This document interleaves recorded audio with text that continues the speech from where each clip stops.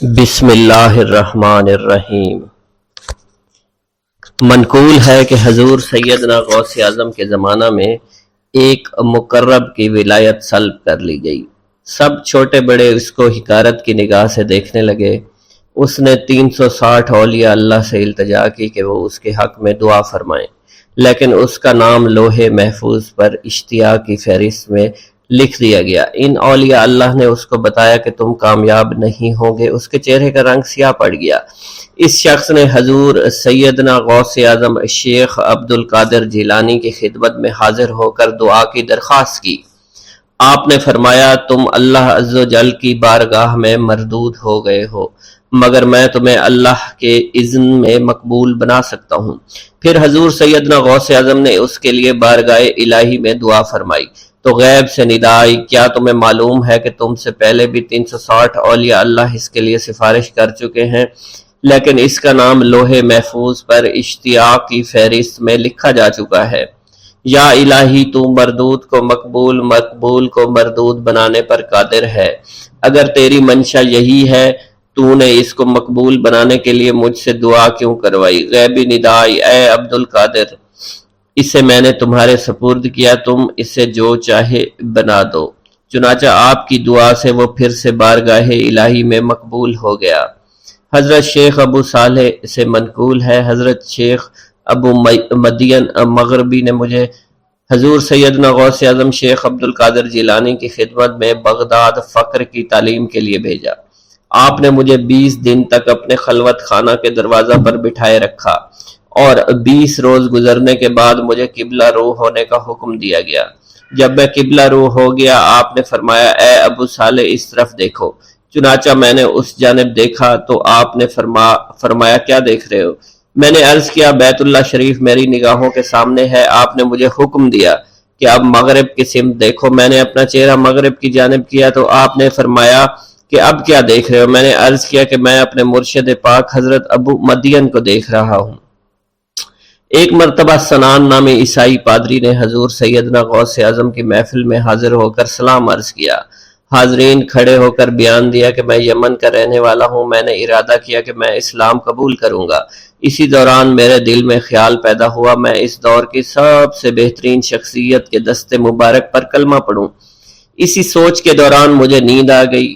خواب میں مجھے حضور سیدنا عیسیٰ کی زیارت نصیب ہوئی۔ آپ علیہ السلام نے مجھ سے ارشاد فرمایا بغداد چلے جاؤ، شیخ عبد القادر کے دست حق پر اسلام قبول کرو، کیونکہ اس وقت وہ روئے زمین پر تمام لوگوں میں افضل اور اعلیٰ ہیں۔ حضرت شیخ عمر الحکیمانی سے منقول ہے، ایک مرتبہ حضور سیدنا غوث اعظم کی خدمت میں 13 لوگ دائرہ اسلام میں داخل ہونے کے لیے حاضر ہوئے۔ ان لوگوں نے بیان کیا کہ ہم عرب کے عیسائی ہیں اور ہم نے کلمہ پڑھنے کا ارادہ کر لیا ہے۔ ابھی یہ سوچ ہی رہے تھے کہ کس مرد کامل کے دست حق پر کلمہ پڑھیں گے۔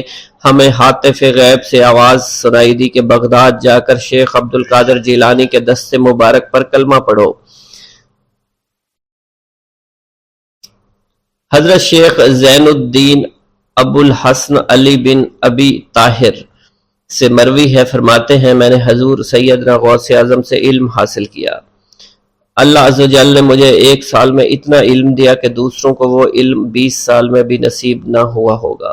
میں نے آپ سے مصر جانے کی اجازت طلب کی۔ آپ نے فرمایا تو دمشق پہنچ کر غازیوں کو مصر میں داخل ہونے کے لیے تیار پائے گا تاکہ اس پر قبضہ ہو جائے، مگر ان سے کہنا کہ وہ ہرگز کامیاب نہ ہوں گے، ہاں دوسری مرتبہ وہ کامیاب ہو جائیں گے۔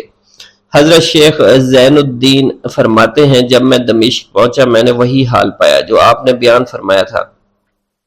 میں نے ان سے کہا تو وہیں نہ رکے۔ جب میں مصر پہنچا تو میں نے خلیفہ کو ان کو مقابلے کے لیے تیار پایا۔ میں نے خلیفہ سے کہا گھبراؤ نہیں، کامیاب ہو جاؤ گے۔ وہ فرماتے ہیں خلیفہ نے مجھے اپنا ندیم خاص مقرر فرمایا اور اپنے ہر راز سے مجھے واقفیت دے دی۔ پھر دوسری مرتبہ غازی آئے، انہوں نے مصر پر قبضہ کر لیا۔ مجھے حضور سیدنا غوث کے قول کے مطابق ہر ایک سے 1.5 لاکھ دینار ملے۔ مجھے مصر میں ہر خاص و عام میں مقبولیت حاصل ہوئی اور بے شمار لوگ میرے واعظ سے مستفید ہونے لگے۔ حضرت شیخ ابو الخیر سے منقول ہے، فرماتے ہیں میں شیخ ابو محمد حسن شیخ ابو قاسم شیخ ابو حفظ کی خدمت میں حاضر ہوئے۔ آپ نے فرمایا تم سب اپنی اپنی حاجات بیان کرو، میں انشاءاللہ تمہاری حاجات پوری کروں گا۔ شیخ ابو سعید نے کہا کہ میں ترک دنیا اختیار کرنا چاہتا ہوں۔ شیخ ابن قائد وانی نے کہا کہ مجھے مجاہدے کی قوت عطا کر دیجئے۔ شیخ بزاز نے کہا خوف الہی چاہتا ہوں۔ شیخ فارسی نے کہا اللہ کے ساتھ میرا ایک حال ہے جسے میں کھو بیٹھا ہوں، چاہتا ہوں میرا وہ حال لوٹ آئے۔ شیخ جمیل نے کہا میں حفظ کرنا چاہتا ہوں۔ شیخ عمر نے کہا میں علم کی زیادتی چاہتا ہوں۔ شیخ خلیل نے کہا میں چاہتا ہوں مجھے موت نہ آئے، یہاں تک کہ مجھے مقام قطبیت پر فائز کیا جائے۔ شیخ ابو البرکات نے کہا کہ میں محبت الہی میں استغراق چاہتا ہوں۔ شیخ ابو عبداللہ نے کہا کہ میں نائب وزیر بننا چاہتا ہوں۔ شیخ ابو مفتوح نے کہا کہ میں خلیفہ کے گھر کا استاد بننا چاہتا ہوں۔ حضرت شیخ ابو الخیر فرماتے ہیں حضور سیدنا غوث اعظم نے فرمایا انشاءاللہ تم سب کی حاجات جلد پوری ہوں گی۔ چنانچہ آپ کا قول پورا ہوا اور تمام لوگوں کی حاجات پوری ہوئیں ماں سوائے شیخ خلیل کے، کیونکہ حضرت شیخ خلیل نے قطبیت مانگی تھی جس کا وقت ابھی نہیں آیا تھا۔ حضرت ابو السعد عبداللہ سے مروی ہے کہ میری کنواری بیٹی فاطمہ گھر کی چھت پر چڑھی تو اسے کوئی چیز اٹھا کر لے گئی۔ اس وقت میری بیٹی کی عمر 16 برس تھی۔ میں حضور سیدنا غوث اعظم شیخ عبد القادر جیلانی کی خدمت میں حاضر ہوا اور سارا ماجرا ان کے گوش گزار کر دیا۔ آپ نے فرمایا تم آج رات کو کرخ کے ویرانے میں جاؤ اور تل خمس 5واں ٹیلا کے پاس جا کر بیٹھ جاؤ اور اپنے ارد گرد دائرہ کھینچ لو۔ دائرہ کھینچتے وقت بسم اللہ علی نیت عبد القادر کے الفاظ پڑھنا۔ جب رات بڑھے گی جنوں کے گروہ مختلف شکلوں میں تیرے نزدیک سے گزریں گے، تم انہیں دیکھ کر خوف زدہ مت ہونا۔ جب صبح ہو جائے گی تو جنوں کا بادشاہ ایک جماعت کے ہمراہ گزرے گا، وہ تجھ سے تیری حاجت پوچھے گا، تو اسے بتانا عبد القادر نے بھیجا ہے اور میری حاجت یہ ہے۔ ابو سعید فرماتے ہیں میں نے حکم کی تعمیل کی، آپ کے فرمان کے مطابق ڈراؤنی شکلوں والے لوگ گزرے مگر دائرہ کے نزدیک کوئی نہ آ سکا، یہاں تک کہ صبح جنوں کا بادشاہ گھوڑے پر سوار ہو کر آیا، اس کے ساتھ ایک کثیر جماعت بھی تھی۔ اس نے مجھ سے کہا میری حاجت پوچھی، میں نے اسے حضور سیدنا غوث اعظم کا پیغام پہنچاتے ہوئے کہا اور اپنی حاجت بیان کی۔ میری بات سن کر وہ بادشاہ گھوڑے سے اترا، زمین کو بوسہ دیتے ہوئے دائرہ کے کنارے بیٹھ گیا۔ بادشاہ کے بیٹھتے ہوئی جماعت بھی بیٹھ گئی۔ پھر بادشاہ نے اپنی جماعت کے کچھ لوگوں کو حکم دیا جاؤ جس نے یہ کام کیا ہے اسے میرے پاس لے کر آؤ۔ چنانچہ وہ لوگ ایک سرکش جن کو پکڑ لائے جس کے ساتھ میری بیٹی بھی تھی۔ جنوں کے بادشاہ سے کہا گیا کہ یہ ملک چین کے سرکش جنوں میں سے ہے۔ بادشاہ نے اس جن کو مخاطب کرتے ہوئے کہا کہ تمہیں قطب وقت کے قدموں کے نیچے سے لڑکی اٹھانے کی جرت کیوں کر پیش ہوئی؟ اس سرکش جن نے کہا کہ میں اس لڑکی پر عاشق ہو گیا تھا۔ بادشاہ جن نے اس سرکش جن کو سر قلم کرنے کا حکم دیا اور میری بیٹی مجھے واپس لوٹا دی۔ میں نے بادشاہ جن سے کہا کہ تم نے حضور سیدنا غوث اعظم کا حکم بجا لانے میں کوئی کسر نہ چھوڑی۔ بادشاہ جن نے کہا کہ وہ گھر بیٹھے ہم جیسے سرکشوں کو دیکھ لیتے ہیں، خواہ کتنی ہی دور کیوں نہ بیٹھے ہوں۔ جب اللہ عز و جل کوئی کتب مقرر کرتا ہے تو اسے جن و انس پر قدرت عطا فرما دیتا ہے۔ تفریح الخاطر میں منقول ہے حضور سیدنا غوث اعظم کے وصال کے بعد ایک شخص جو کہ عرصہ دراز سے مرشد کامل کی تلاش میں تھا اور وہ آپ کا شورا سننے کے بعد آپ کی خدمت میں بغداد شریف پہنچا۔ جب اس شخص کو معلوم ہوا کہ آپ وصال فرما گئے ہیں تو وہ آپ کی قبر مبارک پر حاضر ہوا اور آداب زیارت بجا لایا۔ آپ اپنی قبر مبارک سے باہر تشریف لائے، اس کا ہاتھ پکڑ کر اسے سلسلہ عالیہ قادریہ میں بیعت فرما دیا اور اس کی جانب خصوصی توجہ فرمائی۔ حضرت ابو بکر ارکیمی فرماتے ہیں میں ابتدائی عمر میں شتر بانی کا کام کیا کرتا تھا۔ ایک مرتبہ مجھے ایک شخص کے ساتھ حج کرنے کا اتفاق ہوا۔ اس شخص کو یہ خطرہ لاحق ہوا کہ وہ عنقریب مر جائے گا۔ اس نے مجھے ایک چادر اور 10 دینار دیے اور فرمایا یہ میری امانت، تم بغداد شریف واپس جا کر حضور سیدنا غوث اعظم شیخ عبد القادر جیلانی رحمۃ اللہ علیہ کی خدمت میں پیش کر دینا۔ حضرت ابو بکر الکیمی فرماتے ہیں کہ میں اس وصیت کے کچھ دنوں بعد اس شخص کا انتقال ہو گیا۔ میں جب بغداد شریف تشریف لایا تو لالچ میں پھنس گیا۔ میرے دل میں خیال آیا ان چیزوں کے متعلق کسی کو کچھ علم نہیں ہے، چنانچہ میں نے وہ چادر اور 10 دینار اپنے پاس رکھ لیے۔ ایک دن میں بازار سے گزر رہا تھا، میری ملاقات حضور سیدنا غوث اعظم سے ہوئی۔ میں نے آپ کو سلام کیا، آپ نے میرا ہاتھ پکڑ کر فرمایا، تم نے 10 دیناروں کے لیے بھی اللہ کا خوف نہیں کیا، میری امانت اپنے پاس رکھ لی اور میرے پاس اپنی آمد و رفت بھی ختم کر لی۔ حضرت ابو بکر ارقیمی فرماتے ہیں کہ حضور سیدنا غوث اعظم کی بات سن کر مجھ پر غشی طاری ہو گئی، اور جب مجھے ہوش آیا میں نے وہ چادر اور 10 دینار لا کر آپ کی خدمت میں پیش کیے اور معافی کا خواستگار ہوا۔ واللہ عالم۔ ایک گاؤں کے بارے میں کہا جاتا تھا کہ جہاں قدرت کی بے پناہ نعمتیں تھیں، اللہ پاک نے وہاں کے لوگوں کو مالا مال کیا ہوا تھا۔ ایسی نعمتیں کہ جن نعمتوں کو دیکھ کر انسان اکثر مغرور ہو جایا کرتے ہیں، مگر وہاں پر کچھ مسلمان تھے، اور سب سے بڑی اور بری بات یہ تھی کہ وہاں کے تمام لوگ کافر تھے۔ وہ کفار اپنی دولت پر بہت فخر کیا کرتے تھے، کیونکہ ان میں ہر ایک انسان بہت دولت مند تھا، ہر ایک کے پاس بے بہا پیسے تھے، کسی کو پیسوں کی کمی نہیں تھی۔ وہاں کے سردار کی ایک اکلوتی بیٹی تھی جس کو سردار بے پناہ پیار کرتا تھا۔ اس سردار کی بیٹی بے پناہ مغرور، ظالم، گھمنڈی تھی۔ وہاں پر غریب لوگ صرف مسلمان ہی تھے، تمام کافر ایک دوسرے کی مدد کیا کرتے تھے، لیکن مسلمانوں کی مدد کرنے والا وہاں پر کوئی نہ تھا۔ وہاں پر انہیں کوئی دیکھنے والا نہ تھا۔ سردار کی بیٹی کو کالے جادو میں خوب مہارت حاصل تھی، اور وہ جادو کی وجہ سے وہاں پر رہنے والے غریبوں پر بہت ظلم کیا کرتی تھی۔ تمام مسلمان اس سے بے حد پریشان تھے، اور وہ لوگوں کو غلام بناتی اور مزدور بناتی تھی۔ اگر ان میں کوئی اس کی بات نہ مانتا تو اس کو قیدی بنا کر اپنے اشاروں پر نچایا کرتی تھی۔ اس بستی میں چونکہ اکا دکا مسلمان تھے جن کا کوئی پرسان حال نہیں تھا، کوئی بھی ان کو بچانے والا نہیں تھا۔ جب وہ سردار کی بیٹی کے ظلم حد سے بڑھ گئے تو مسلمانوں میں سے ایک بوڑھے شخص نے اللہ کے حضور گڑ گڑا کر دعائیں کی، اے اللہ، ہمارے چند نسلیں جو یہاں پر بچی ہوئی ہیں، ان نسلوں کو تو بچا لے۔ یہ سردار کی بیٹی جس نے ہمارا جینا دشوار کر رکھا ہے، یہاں کوئی بھی انسان ہمارا حال نہیں پوچھتا، اور نہ ہی ہمارے پاس مال و دولت ہے، اور نہ ہی ہمارے پاس جسمانی طاقت بچی ہے۔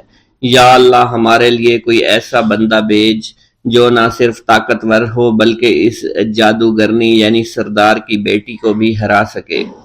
اللہ رب العزت نے اس بوڑھے کی دعا کو قبول فرمایا، اور یوں اس جگہ پر ایک اللہ والے کو بھیج دیا، اور وہ اللہ والے ایسے ہی بستی میں داخل نہیں ہوئے، بلکہ ایک دن کچھ عجیب واقعہ ہوا۔ ان کافروں کا سردار جنگل میں سیر سپاٹے کرتے ہوئے نکلا تھا، بڑی شان سے چلتا ہوا وہ سفر کر رہا تھا۔ اچانک ایک زہریلا سانپ اس کے سامنے آیا۔ اس زہریلے سانپ نے بادشاہ کو ڈس لیا، اور وہ بے ہوش ہو کر زمین پر گر پڑا اور تڑپنے لگا۔ اس کے جو ساتھی تھے انہوں نے جب اپنے سردار کو یوں تڑپتا ہوا دیکھا اور سردار کی غیر حالت دیکھی تو کہ جسے ایک زہریلے سانپ نے کاٹ لیا ہے، تو وہ فوراً اسے اٹھا کر گھر لے آئے تاکہ اسے بچانے کے لیے کچھ کیا جا سکے۔ اس لڑکی نے اپنے باپ کی جب یہ حالت دیکھی تو اپنے آس پاس کے بڑے بڑے حکیموں کو بلایا، لیکن عجیب بات یہ تھی کہ لاکھ کوشش کے باوجود زہر نکالنے میں سارے ناکام ہو رہے تھے، اور زہر تیزی کے ساتھ اس کے جسم میں پھیلتا چلا جا رہا تھا۔ لیکن اسی وقت وہاں ایک درویش کی آمد ہوئی، ایک اللہ والے آئے، ان اللہ پاک نے اس مقصد کے تحت وہاں بھیجا تھا۔ اس اللہ کے ولی نے سردار کے گھر پر پہنچ کر دروازے کو کھٹکھٹایا۔ نوکروں نے پوچھا کون ہو، کس سے ملنا ہے؟ اس نے کہا میں نے سنا ہے کہ یہاں کے سردار کو سانپ نے ڈس لیا ہے۔ نوکر کہنے لگے کہ تمہیں کیسے پتا چلا کہ یہاں کے سردار کو سانپ نے ڈس لیا ہے؟ تم تو ہمیں اجنبی لگتے ہو، ہم نے تمہیں آج تک یہاں نہیں دیکھا ہے۔ اس نے کہا میں مسافر ہوں اور مجھے خبر ملی ہے کہ یہاں کے سردار کو ایک زہریلے سانپ نے ڈس لیا ہے اور کوئی بھی اس کا علاج نہیں کر پا رہا۔ نوکروں نے کہا تم کون ہو؟ اللہ والے نے کہا میں حکیم ہوں اور میں ان کے علاج کی غرض سے یہاں آیا ہوں۔ وہ نوکر اللہ والے کی حالت دیکھ کر ہنسنے لگے، کیونکہ آپ نے پھٹے پرانے کپڑے پہن رکھے تھے اور دیکھنے سے بہت غریب معلوم ہوتے تھے۔ وہ نوکر کہنے لگے کہ اتنے بڑے سردار کا علاج کرو گے؟ ارے یہاں تو اس کے پاس بڑے بڑے حکیم بلائے گئے ہیں، ہمارے سردار کے پاس پیسوں کی کوئی کمی نہیں ہے، اور وہ تم جیسے غریب سے بھلا کیوں علاج کروائیں گے؟ درویش نے کہا، اگر تم چاہتے ہو تمہارے سردار کی جان بچ جائے پھر مجھے اندر جانے دو۔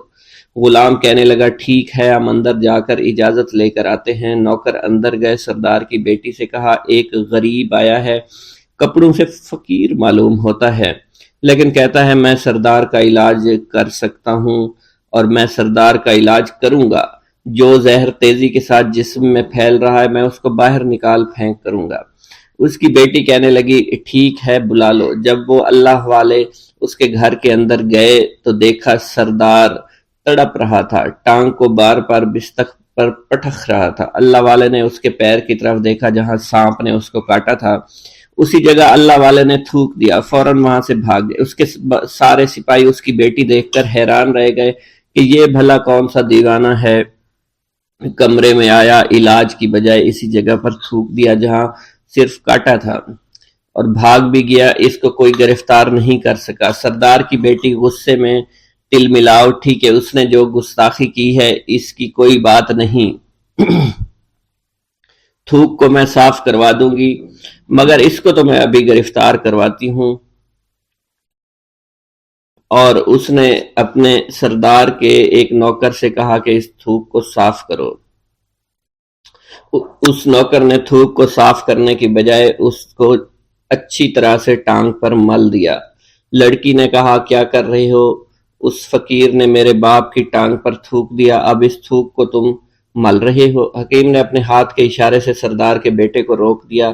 جیسے اس تھوک کو سردار کی ٹانگ پر ملا گیا، فوراً سارا زہر ختم ہو گیا۔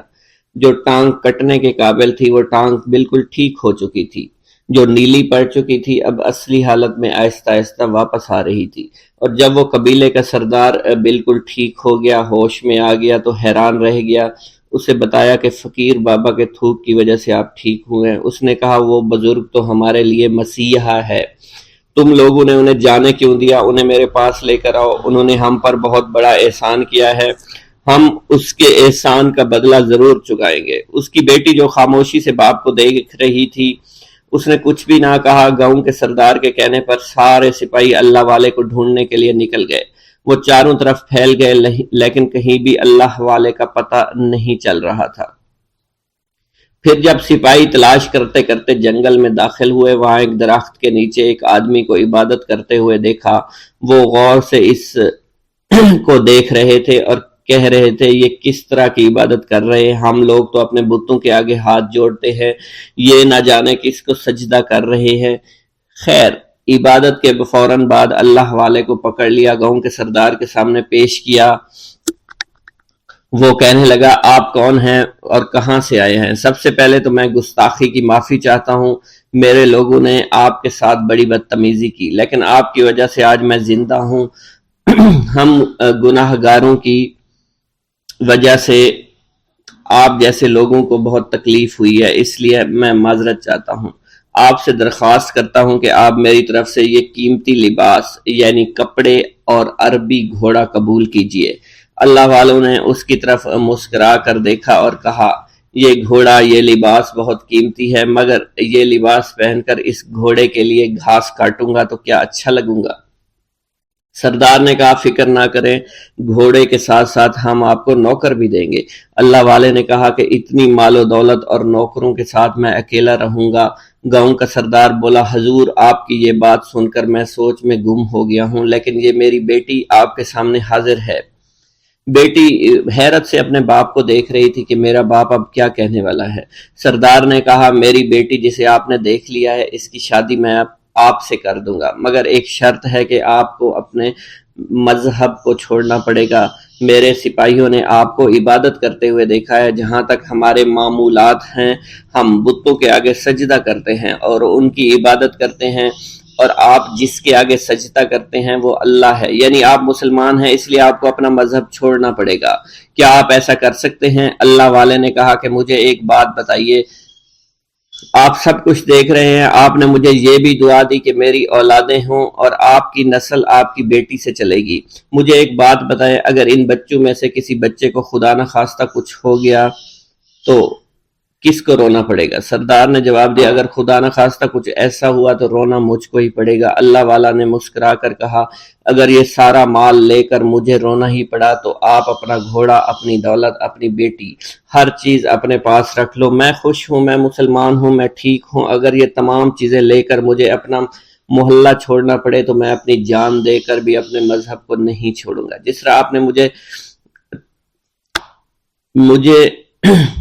نوازا ہے، میں اسی رب کے دین کو چھوڑ کر چلا جاؤں گا۔ صرف چند پیسوں کی خاطر میں ہر دن پیسہ نہیں کر سکتا، اور اپنی درویشی میں بہت خوش ہوں۔ اللہ نے مجھے جس مقصد کے لیے بھیجا تھا وہ میرا مقصد پورا ہو جائے گا۔ گاؤں کے سردار نے پوچھا، یہ کہہ کر وہ اللہ والے جانے لگے تو سردار نے درویش کو رک جانے کا کہا اور کہنے لگے، میں نے مال دے کر تمہیں آزمایا اور تمہیں پرکھا، لیکن تم اپنے مذہب کو چھوڑنے پر راضی نہیں ہو۔ اگر تم یہی سب کرنے آئے تھے تو تمہیں اس بات کا ڈر نہیں؟ کیا تم نہیں جانتے ہم کتنے طاقتور ہیں، اور میری بیٹی اپنے عمل میں اتنی ماہر ہے کہ تمہیں یہاں کھڑے کھڑے ابھی جنگلی جانور بنا سکتی ہے۔ اللہ والے نے کہا کہ اس نے جنگلی جانور کمزور لوگوں کو بنایا ہوگا، یہ مجھے جانور بنا کر تو دکھائے۔ اس سے پہلے کہ گاؤں کا سردار اپنی بیٹی سے کچھ کہتا کہ اس پر وار کرو، اللہ والے نے جادوگرنی پر ایسی پھونک ماری کہ وہ اسی وقت ایک بہت بڑی چھپکلی بن گئی۔ وہ کچھ بھی نہیں کر پا رہی تھی، وہ چھپکلی اتنی بڑی تھی کہ وہاں پر جتنے بھی انسان کھڑے تھے ان سب میں سب سے زیادہ اونچا اس کا قد تھا۔ وہ چھپکلی اللہ والے کے پاس آئی، اپنا زہر اس پر اگلنا چاہتی تھی کہ اسی وقت اس نے اس کے منہ پر تھوک دیا۔ تھوکنے کی دیر تھی، وہ چھپکلی جلنے لگی اور جس سے گرمی کی وجہ سے اس کا چہرہ پگھل رہا تھا، اس کا چہرہ جل کر کالا ہو چکا تھا۔ وہ مرنے والی تھی کہ سردار دوڑتا ہوا قدموں میں آ کر گر پڑا اور معافی مانگنے لگا اور کہنے لگا، حضور اس گستاخی کے لیے میں معذرت خواہ ہوں، آپ مجھے معاف کر دو، میں نے سچ میں آپ کو بہت کمزور سمجھا تھا، آپ کو آپ کا مذہب سے ہٹانا چاہا تھا۔ اگر میری بیٹی ٹھیک ہو جائے تو میں سچ کہتا ہوں یہاں پر جتنے لوگ ہیں ہم پوری کی پوری بستی مسلمان ہو جائیں گے۔ اللہ والے نے کہا کہ ہم تمہیں اپنے دین میں شامل کرنے کے لیے یہ سب نہیں کر رہے، بلکہ تم لوگ مسلمان بھائیوں پر جو ظلم کرتے ہو وہ ظلم کو ختم کرنے کے لیے ہم یہاں آئے ہیں۔ ہمارے دین میں جبر اور ظلم نہیں۔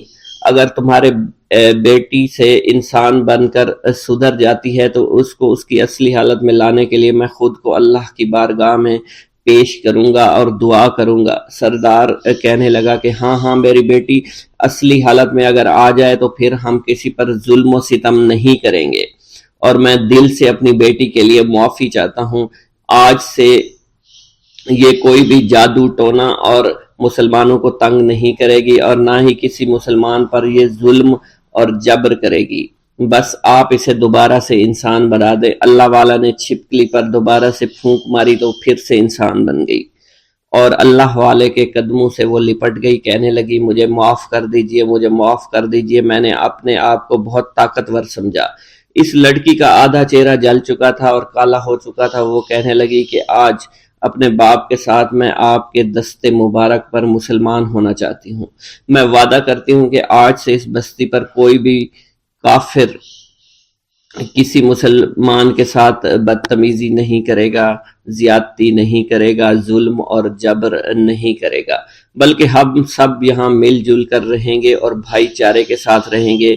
ہم سب مسلمان ہو جائیں گے، اور پھر یوں اللہ والے کے ہاتھوں پوری بستی کا سردار اور اس کی بیٹی نے اسلام قبول کر لیا، اور سردار نے اللہ والے سے اپنی بیٹی کا نکاح کر دیا، اور پھر اس بستی میں ہمیشہ کے لیے امن و امان قائم ہو گیا۔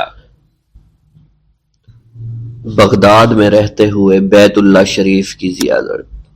حضرت شیخ ابو صالح سے منقول ہے، حضرت شیخ ابو مدین مغربی نے مجھے حضور سیدنا غوث اعظم کی خدمت میں بغداد فقر کی تعلیم کے لیے بھیجا۔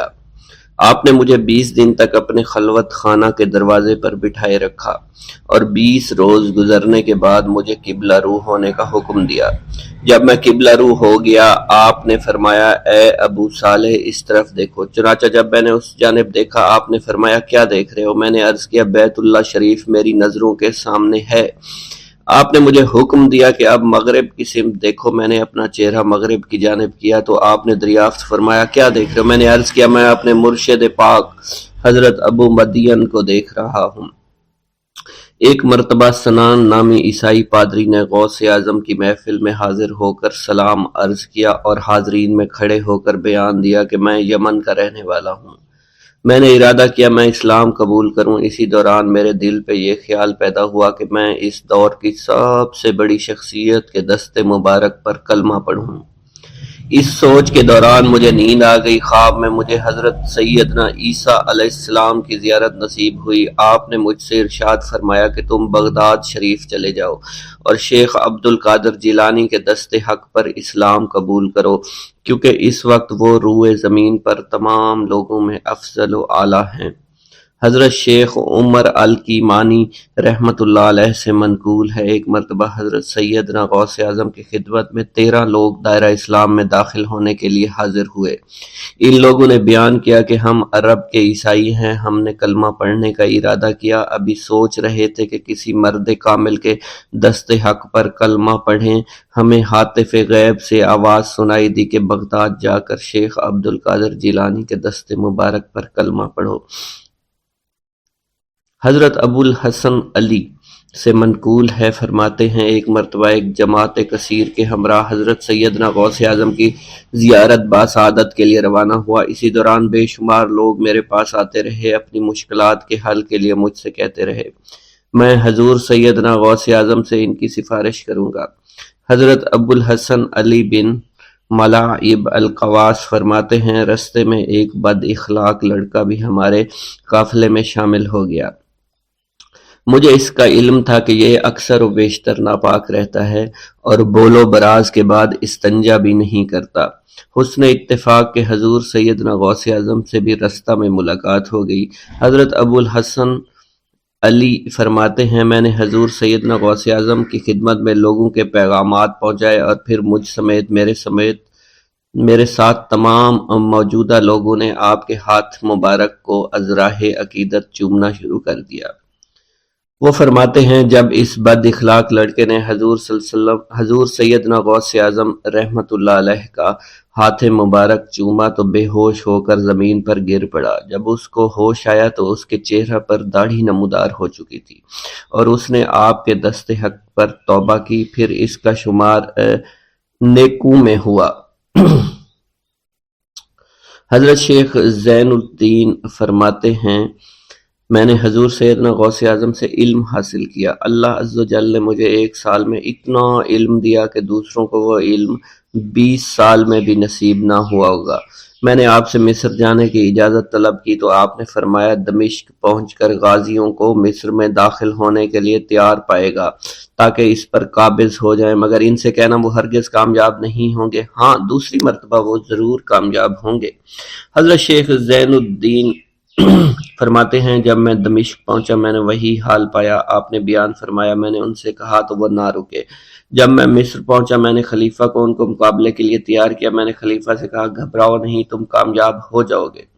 جب غازی مصر پہنچے تو ان کو شکست ہوئی۔ شیخ زین الدین فرماتے ہیں خلیفہ نے مجھے اپنا ندیم خاص مقرر کر دیا اور اپنے ہر راز سے مجھے واقفیت دے دی۔ پھر دوسری مرتبہ غازی آئے، انہوں نے مصر پر قبضہ کر لیا۔ مجھے حضور سیدنا غوث اعظم کے قول کے مطابق ہر ایک سے 1.5 لاکھ دینار ملے۔ مجھے مصر میں ہر خاص و عام میں مقبولیت حاصل ہو چکی تھی اور بے شمار لوگ میرے واعظ سے مستفیض ہونے لگے تھے۔ حضرت سیدنا غوث اعظم شیخ عبد القادر جیلانی کی خدمت میں ایک عورت حاضر ہوئی، آپ سے دعا کی درخواست کی کہ اس کے ہاں اولاد ہو۔ آپ نے مراقبہ میں جا کر لوح محفوظ کا مشاہدہ کیا تو وہاں لکھا تھا اس عورت کی قسمت میں اولاد نہیں ہے۔ آپ نے اللہ کے حضور اس کے لیے دعا فرمائی۔ غیب سے ندا آئی اس کے ہاں اولاد نہیں، آپ اس کے حق میں دعا جاری رکھیں، یہاں تک کہ غیب سے آپ کو ندا آئی کہ ہم نے آپ کی دعا کی بدولت اس کو 7 لڑکے عطا فرمائے۔ چنانچہ اس عورت کے ہاں یکے بعد دیگرے 7 لڑکوں کی دعا کی پیدائش ہوئی۔ حضرت شیخ ابو الخیر منقول ہے، فرماتے ہیں میں شیخ ابو حسن اور شیخ خلیل بن احمد اور شیخ ابو عبداللہ کی خدمت میں حاضر تھے۔ آپ نے فرمایا تم سب اپنی اپنی حاجات بیان کرو، میں انشاءاللہ تمہاری حاجات پوری کروں گا۔ شیخ ابو سعود نے کہا کہ میں ترک دنیا اختیار کرنا چاہتا ہوں۔ شیخ ابو قائد نے کہا میں مجاہدی کی قوت چاہتا ہوں۔ شیخ ابوالزاز نے کہا کہ میں خوف الہی چاہتا ہوں۔ شیخ فارسی نے کہا اللہ کے ساتھ میرا ایک حال ہے جسے میں کھو بیٹھا میں چاہتا ہوں کہ میرا وہ حال لوٹ آئے۔ شیخ جمیل نے کہا میں حفظ وقت چاہتا ہوں۔ شیخ عمر نے کہا کہ میں علم کی زیادتی چاہتا ہوں۔ حضرت شیخ ابو الخیر محفوظ فرماتے ہیں حضور سیدنا غوث اعظم نے فرمایا انشاءاللہ تم سب کی حاجات جلدی پوری ہوں گی۔ چنانچہ آپ کا قول پورا ہوا اور تمام لوگوں کی حاجات پوری ہوئی ماں سوائے شیخ خلیل کے، کیونکہ حضرت شیخ خلیل نے قطبیت مانگی تھی جس کا ابھی وقت نہیں آیا تھا۔ حضرت ابو سعود فرماتے ہیں حضرت شیخ حماد دباس کی خدمت میں حاضر ہو کر عرض کیا حضور میں ملک شام کی جانب مال تجارت لے کر جانا چاہتا ہوں اور میرا یہ قافلہ تیار ہے، میرے پاس 700 دینار کا مال ہے۔ حضرت شیخ حماد دباس نے فرمایا اگر تم اس سال سفر کرو گے تو تم سفر میں ہی قتل کر دیے جاؤ گے اور تمہارا تمام مال و اسباب لوٹ لیا جائے گا۔ حضرت حماد عباس کی بات سن کر وہ تاجر حضور سیدنا غوث اعظم کی خدمت میں حاضر ہوا اور حضرت حماد باس کی بات بیان کر دی۔ آپ نے فرمایا کہ تم سفر پر جاؤ، میں تمہارا ضامن ہوں۔ آپ کا فرمان سن کر وہ سامان تجارت لے کر شام پہنچا۔ اپنا تمام مال فروخت کرنے کے بعد وہ تاجر اپنے کسی کام سے حلب گیا، وہاں ایک مقام پر اس نے 1000 دینار رکھ دیا اور حلب میں اپنی قیام گاہ پر واپس آ گیا۔ اس نے خواب میں دیکھا عرب بتوؤں نے ایک قافلہ لوٹا ہے، قافلہ کے کئی آدمیوں کو قتل کیا ہے جس میں وہ شامل ہے۔ اس کے بعد وہ بیدار ہوا، گھبرا کر اس جگہ پہنچا جہاں اس نے 1000 دینار رکھے تھے۔ اس کے دینار وہیں پر رکھے اس کو مل گئے۔ دینار لے کر واپس قیام گاہ پہنچا، بغداد شریف واپس جانے کی تیاری شروع کر دی۔ جب وہ تاجر بغداد شریف واپس پہنچا تو پہلے حضرت حماد عباس کی خدمت میں حاضر ہوا تو آپ نے فرمایا کہ تم پہلے حضور سیدنا غوث اعظم کی خدمت میں حاضر ہوا، کیونکہ وہ محبوب سبحانی ہیں، انہوں نے اللہ کے حضور تمہارے لیے 70 مرتبہ دعا مانگی، یہاں تک کہ تمہاری حقیقت کو خواب میں بدل دیا گیا۔ وہ تاجر آپ کی خدمت میں حاضر ہوا اور آپ نے حضرت حماد باس کی بات کی تصدیق کی۔ میرا یہ قدم تمام اولیاء کرام کی گردن پر ہے۔ ایک مرتبہ محلہ حلبہ میں اپنے مہمان خانے میں واز فرماتے ہوئے حضور سیدنا غوث اعظم پر اچانک حالت کشف طاری ہوئی۔ آپ رحمت اللہ علیہ نے فرمایا میرا یہ قدم ہر ولی اللہ کی گردن پر ہے۔ یہ ارشاد سن کر تمام اولیاء اللہ نے اپنی گردنیں جھکا دیں۔ صلحائے امت نے اس کی توضیح فرمائی ہے کہ آپ رحمت اللہ علیہ کے عہد مبارک اور بعد میں قیامت تک آپ کی عطا کے بغیر ولی اللہ ولایت کے درجے پر فائز نہیں ہو سکتا۔ سلطان الہند حضرت خواجہ معین الدین چشتی المعروف خواجہ غریب نواز اس وقت خراسان کے پہاڑوں پر مجاہدات میں مشغول تھے۔ انہوں نے بھی حضور سیدنا غوث اعظم کا ارشاد گرامی سن کر اپنی گردن جھکا دی اور یوں عرض گزار ہوئے آپ کے قدمین شریفین میرے سر اور میرے آنکھوں پر ہیں۔ حضور سیدنا غوث اعظم فرماتے ہیں کہ میں 10 برس کی عمر میں اپنے شہر کے مکتب میں حصول علم کے لیے جایا کرتا تھا۔ اس وقت میرے ساتھ ملائکہ بھی ہوتے تھے جو میرے آگے پیچھے میری حفاظت کے لیے چلتے تھے۔ جب میں مدرسہ پہنچتا تو یہ منادی کرتے تھے اللہ کے ولی کے لیے جگہ خالی کر دو، چنانچہ وہ میرے لیے جگہ خالی کر دیتے تھے۔ ایک مرتبہ میں نے ایک ایسے شخص کو دیکھا جس نے فرشتوں کی آواز سن کر کہا جس میں کوئی مزاحمت نہ ہوگی کہ یہ ایک نہایت معزز گھرانے کا فرد ہے اور عن قریب اس کو وہ عظمت حاصل ہوگی جس میں کوئی مزاحمت نہ ہوگی اور اس کو ایسا قرب نصیب ہوگا کہ اس کو کوئی فریب نہ دے سکے گا۔ پھر 40 برس بعد میں نے اس شخص کو پہچانا، وہ شخص ابدالوں میں سے تھا۔ حضرت شیخ ابو سعود احمد بن بکر حریمی سے مروی ہے کہ حضور سیدنا غوث اعظم نے فرمایا کہ میں 55 سال تک تنہا عراق کے بیابانوں میں پھرتا رہا، میں لوگوں کو نہ جانتا، لوگ مجھے نہ جانتے۔ اسی دوران میرے پاس رجال الغیب اور جنات تشریف لاتے جنہیں میں طریقت اور اصول کی تعلیم دیتا تھا۔ ابتدا میں جب میں عراق میں داخل ہوا تو حضرت خضر میرے ہم سفر بنے اور بعد میں اس وقت ان کو پہچانتا نہ تھا، اور اس کے ساتھ میرا معاہدہ ہوا کہ میں ان کے کسی حکم کی خلاف ورزی نہیں کروں گا۔ ایک مرتبہ انہوں نے مجھے ایک جگہ بیٹھنے کا حکم دیا اور میں اس جگہ 3 سال تک بیٹھا رہا۔ سال میں ایک مرتبہ حضرت خضر میرے پاس تشریف لاتے، فرماتے کہ یہی تیرا مقام ہے جہاں تجھے پہنچایا گیا ہے۔ اس عرصہ کے دوران تمام نفسانی خواہشات مجھ پر انسانی شکل میں وارد ہوئیں، لیکن اللہ عز و جل نے مجھے ہر موقع پر استقامت عطا فرمائی اور مجھے ان خرافات سے بچائے رکھا۔ ابتدا میں میرا نفس مجاہدہ کا کوئی طریقہ اختیار کرتا تو میں اس پر قائم ہو جاتا اور کسی چیز کو قبول نہ کرتا تھا۔ ایک طویل مدت تک اپنا گلا گھونٹتے ہوئے میں مدائن کے جنگلوں میں مجاہدات میں مشغول رہا۔ حضور سیدنا غوث اعظم فرماتے ہیں کہ میں نے اپنے نفس کو مختلف مجاہدوں، مختلف ریاضتوں اور مختلف مشقتوں میں ڈالے رکھا۔ 1 سال تک میں گری ہوئی چیزیں اٹھا کر کھاتا رہا، دوسرے سال پانی پر گزارا کیا، اور تیسرے سال نہ میں نے کچھ کھایا، نہ پیا اور نہ ہی سویا۔ ایک مرتبہ شدید سردی کی وجہ سے میں ایوان کسرا کے کھنڈرات میں سویا تو رات بھر میں 40 مرتبہ طبیعت خراب ہوئی۔ حضور سیدنا غوث اعظم فرماتے ہیں ہر سال ایک بزرگ آتے اور وہ مجھے جبہ دے کر چلے جاتے۔ اسی طرح میں نے بے شمار طریقوں سے دنیا اور نفس سے چھٹکارا پانے کی کوشش کی۔ لوگ مجھے دیوانہ سمجھتے تھے۔ میں برہنہ جسم جنگلوں میں چلا جاتا اور کانٹوں پر لوٹتا شور مچاتا تھا۔ میرا تمام بدن سے خون جاری ہو جایا کرتا تھا اور لوگ مجھے اٹھا کر شفا خانے لے جایا کرتے، جہاں میری حالت مزید بگڑ جاتی۔ ایک وقت ایسا بھی آیا جب مجھ میں اور مردہ میں کوئی فرق نہ تھا۔ لوگ کفن لے کر آئے، غسال کو بلوایا کہ وہ مجھے غسل دے دیں۔ ابھی انہوں نے مجھے غسل دینے کے لیے تختہ پر ڈالا ہی تھا کہ میری حالت درست ہو گئی۔ میں اٹھ کھڑا ہوا۔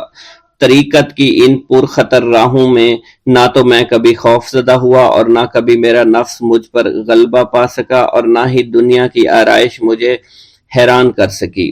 حضور سیدنا غوث اعظم فرماتے ہیں شیطان نے میرے گرد بے شمار جال بچھائے۔ جب میں نے اس سے کہا کہ یہ کیا ہے تو اس نے کہا یہ دنیاوی چیزیں ہیں اور میں ان جالوں سے تم جیسوں کو شکار کرتا ہوں۔ میں نے 1 سال تک شیطان کا مقابلہ کیا، اس کے بچھائے ہوئے تمام جالوں کو ختم کر دیا۔ اس کے بعد میرے سینے کو کھول دیا گیا اور مجھ پر بے شمار خلائق ظاہر ہوئے۔ حضور سیدنا غوث اعظم فرماتے ہیں میں نے دریافت کیا کہ یہ علائق کیسے ہیں؟ جواب ملا کہ یہ خلق کے اسباب ہیں جو تم سے ملے ہوئے ہیں۔ میں سال بھر ان کی جانب متوجہ رہا، یہاں تک کہ وہ مجھ سے جدا ہو گئے۔ جب مجھ پر میرا باطن ظاہر کیا گیا تو میں نے اپنے قلب کو بہت سے علائق سے ملوث پایا۔ میں نے دریافت کیا کہ یہ علائق کیا ہیں؟ جواب ملا یہ تمہارے ارادے، تمہارے اختیارات ہیں۔ چنانچہ 1 سال تک ان کی جانب متوجہ رہا کہ وہ مجھ سے دور ہو گئے۔ میرا قلب ان تمام غلاظتوں سے نجات پا گیا۔ پھر مجھ پر میرے نفس کو ظاہر کیا گیا، میں نے اس کا مشاہدہ کیا، مجھے معلوم ہوا اس کے ساتھ کچھ امراض اور بھی ہیں اور نفس کی خواہشات زندہ ہیں، نفس کا شیطان سرکش ہے۔ چنانچہ میں نے سال بھر پھر توجہ دلائی اور میرے نفس کے تمام امراض سرے سے ہی ختم ہو گئے اور اس کے شیطان نے کلمہ پڑھ لیا اور پھر میرے تمام امور اللہ کے لیے ہو گئے اور میں اپنی ہستی سے باہر نکل آیا۔ حضور سیدنا غوث اعظم فرماتے ہیں پھر میں توکل کے دروازے پر آیا تاکہ میرا مقصد پورا ہو، لیکن جب میں نے توکل کے دروازے پر پہنچا تو بے شمار لوگ موجود تھے۔ میں اس ہجوم کو چیرتا ہوا آگے بڑھا اور شکر کے دروازے پر پہنچ گیا، یہاں پر بھی لوگوں کا جمع غفیر موجود تھا، اسے بھی چیرتا ہوا آگے بڑھا اور مشاہدہ کے دروازے پر پہنچ گیا اور یہاں پر موجود ہجوم کو چیرتا ہوا اندر داخل ہوا، حتیٰ کہ سب سے آخر میں مجھے فقر کے دروازے پر لایا گیا۔ فقر کا دروازہ خالی تھا، جب اس دروازہ میں داخل ہوا تو دیکھا جن جن چیزوں کو میں نے ترک کیا تھا وہ سب یہاں موجود تھیں۔ یہاں مجھے ایک بہت بڑے روحانی خزانے کی فتوحات سے نوازا گیا اور میرے لیے تمام دنیا کے خزانے کھول دیے گئے۔ مجھے روحانی عزت، دائمی فنا اور خالص آزادی عطا فرمائی گئی۔ میری تمام چیزیں جو میری ہستی اور میری صفات سب معدوم ہو گئیں اور میری ہستی کی جگہ کسی اور نے لے لی۔ حضرت شیخ ابو سعید مخزومی نے حضور سیدنا غوث اعظم کو خرقہ خلافت سے نوازا اور فرمایا، اے عبد القادر، یہ وہ خرقہ ہے جو حضور نبی کریم صلی اللہ علیہ وسلم نے حضرت سیدنا علی المرتضیٰ کو عطا فرمایا، اور حضرت سیدنا علی المرتضیٰ نے یہ خرقہ حضرت خواجہ حسن بصری کو عطا فرمایا تھا، جس سے ہوتا ہوا یہ خرقہ مجھ تک پہنچا، اور یہ تمہاری امانت تھی جو میں نے تم تک آج پہنچا دی ہے۔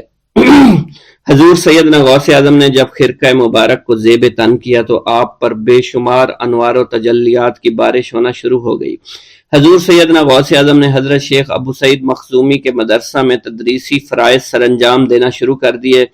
آپ کے لیے فی الحال تدریسی مصروفیات کے علاوہ کوئی کام نہ تھا۔ آپ کی شبانہ روز کی محنت سے آپ کے نام کا شعرہ کچھ ہی دنوں میں سارے بغداد میں پھیل گیا۔ طلبہ دور دراز کے علاقوں سے علم کے حصول کے لیے آنے لگے۔ طلبہ کی تعداد جب مزید بڑھنا شروع ہو گئی تو ارد گرد کے کئی مکانات کو خرید کر مدرسہ میں داخل کر لیا گیا۔ کتب سیر میں منقول ہے کہ 528 ہجری میں آپ مدرسہ نظامیہ کی وسیع عمارت تعمیر فرما چکے تھے۔ اس مدرسہ کی تعمیر میں آپ نے بحیثیت مزدور بھی حصہ لیا تھا۔ حضرت شیخ ابو الخشاب سے مروی ہے کہ میں جوانی میں جب علم نحو پڑھ رہا تھا تو لوگوں نے مجھے حضور سیدنا غوث اعظم کے پاس جانے کا مشورہ دیا، اور اس کی وجہ سے مجھے بھی اشتیاق ہوا کہ میں آپ کا واز سنوں۔ ایک مرتبہ کچھ لوگوں کے ہمراہ آپ کی مجلس میں دوستوں کے ہمراہ حاضر ہوا۔ آپ نے میری جانب توجہ کرتے ہوئے فرمایا، ہماری صحبت اختیار کر لو۔ چنانچہ میں نے آپ کے فرمان کے مطابق آپ کی صحبت کو اختیار کر لیا۔ آپ نے مجھے علم نحو کے علاوہ علوم عقلیہ اور تقلد حاصل کیے جس سے مجھے کوئی واقفیت پہلے نہیں تھی۔ 1 سال کے عرصہ میں آپ کی نظر کرم سے میں نے وہ علوم حاصل کر لیے جو گزشتہ اتنی عمر گزارنے کے باوجود بھی مجھے حاصل نہیں ہوئے تھے۔ منقول ہے حضرت شیخ بقا بن بطو، شیخ علی بن ہیتی اور شیخ کیلوی جب حضور سیدنا غوث اعظم کے مدرسہ میں آتے تو جھاڑو دیا کرتے تھے اور چھڑکاؤ کرتے تھے، لیکن آپ کی اجازت کے بغیر کبھی اندر داخل نہ ہوتے تھے۔ اجازت ملنے کے بعد آپ حضرات اندر داخل ہوتے اور اجازت ملنے پر ہی بیٹھتے تھے۔ آپ سے امان طلب کرتے اور امان مل جانے کے بعد مؤدب ہو کر بیٹھ جاتے۔ جس وقت آپ کہیں جانے کا ارادہ کرتے تو یہ حضرات سواری کے ہمراہ چلتے۔ آپ انہیں اس فعل سے منع فرمایا کرتے تھے اور کہتے تھے کہ ہمیں آپ کے ذریعے قرب الہی حاصل ہوا ہے۔ حضرت شیخ محمد قائل الادنیٰ سے مروی ہے کہ ایک مرتبہ حضور سیدنا غوث اعظم سے دریافت کیا گیا کہ آپ کی بزرگی اور عظمت کا راز کیا ہے۔ آپ نے فرمایا کہ میں کبھی جھوٹ نہیں بولتا اور کبھی کسی سے کذب بیانی نہیں کرتا۔